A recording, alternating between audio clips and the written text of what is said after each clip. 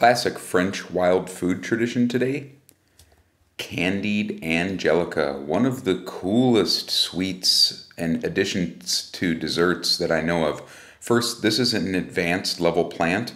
If you don't know how to identify Angelica, you cannot attempt this. I'm using Angelica atropurpurea here.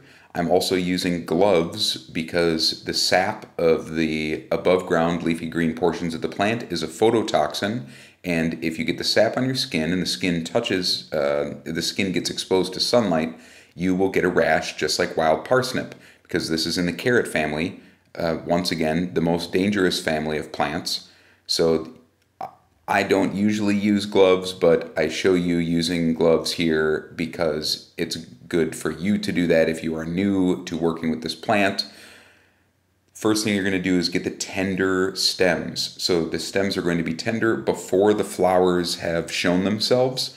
And here there's some blossoms on the left-hand side. I tried candying some of those just for fun. It didn't really work. But the meristems that connect the blossoms to the plant are really, really tender and probably the best for candying. You'll know as you're cutting the plant if it's going to be tender. It needs to feel nice and soft and juicy. So the first thing we need to do after we trim them into like 4 or 5 inch pieces is we're going to blanch them in water. So we just put the stems into water and we're going to cook them for a little bit, like a minute or two. And that's just going to kind of help loosen the skin so we can peel them, because for the most tender result, you need to peel these. Some recipes don't instruct you to peel them. You need to peel them. If you want to get the best quality product, this is what you need to do. And we don't put sugar in the liquid, the blanching liquid, because that's going to kind of dry out the skin. It'll make it really difficult to peel and it would make them all sticky. So we'll add the sugar to the blanching liquid here, which is kind of my addition to the process, along with peeling, as I mentioned before. And I used to serve this in my first restaurant all the time as just an after-dinner sweet. So I have some experience making this, and you need to peel them.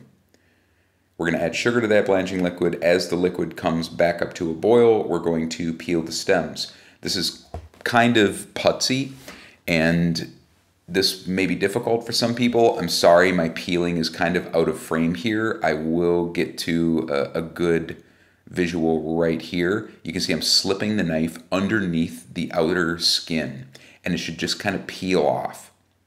But this is a learned skill. This will take some time. To do a pound, it'll probably take me about 15 to 20 minutes. It might take you longer than that. So just know that it will be kind of a meditative process. But once you taste the final version, you will understand why. So just slip your knife under there, and it should come off pretty easily. Just make sure that you have a nice, sharp paring knife.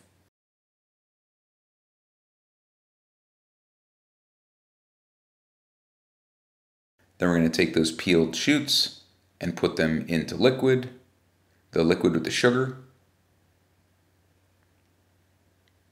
And we're just going to cook them for a few minutes. We want the liquid to come up to a rolling boil, and we're going to basically cover the stems in the boiling liquid 3 different times.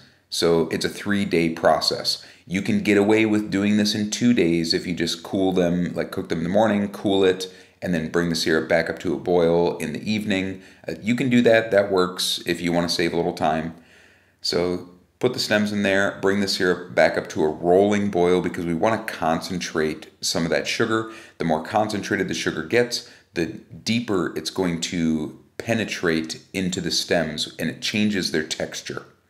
It also perfumes them with their own aroma. Put them in a container.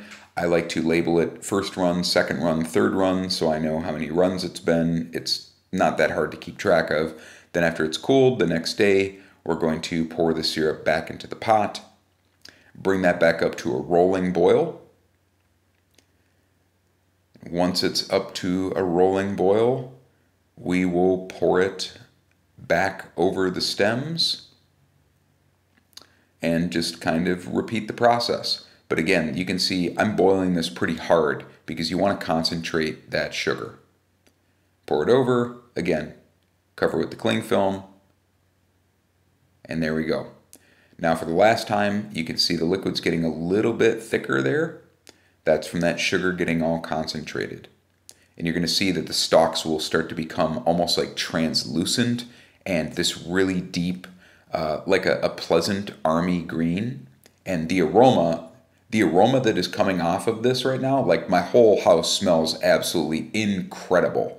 It's hard to describe the aroma of this. It's just crazy. So strong.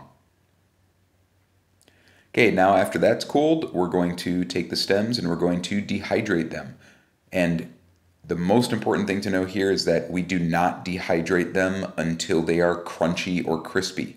For the best result, they need to still be pliable. It's kind of like making jerky, and the preference will vary from person to person, but the best stuff I've had was just vacuum sealed from France, and it's basically exactly like I'm making here. They were peeled, they were translucent, and they were pliable. Dehydrate them, low heat, about 8 to 10 hours, 90 to 100 F, or just until they are dried out on the outside, but you can bend them and they do not break. They must be pliable to be the best. And then to use them, you're not going to eat this like a stick of licorice. The flavor is way too strong. You need to cut the Angelica into small pieces, and then this is something you use on top of cakes and things as a garnish, or whatever dessert you want, or inside of cakes and things like that. So just a quick refresher here.